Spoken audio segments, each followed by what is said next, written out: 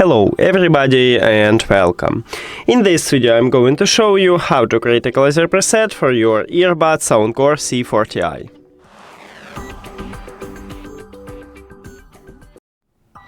You have to start by open SOUNDCORE application and now click on your device here. After that go to Sound Effects and right here at the bottom we have Custom Preset. So tap on it. And by default it create for you a custom preset. We can create one more. Let's call it test. And click done.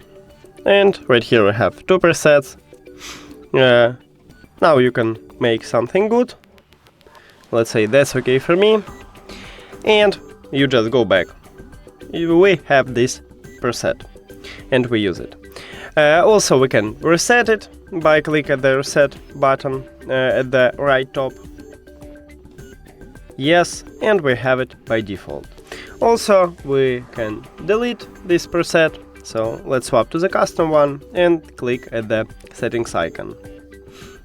And we can't delete current preset, only another. So click at this minus icon and delete. Right here we can change a name of this preset by press at this pencil icon and let's call it custom test, then done. And as you can see now we change it. And that's it. Thank you for watching this video. If you found it helpful, please consider subscribing to the channel and leave the like on the video. See you later!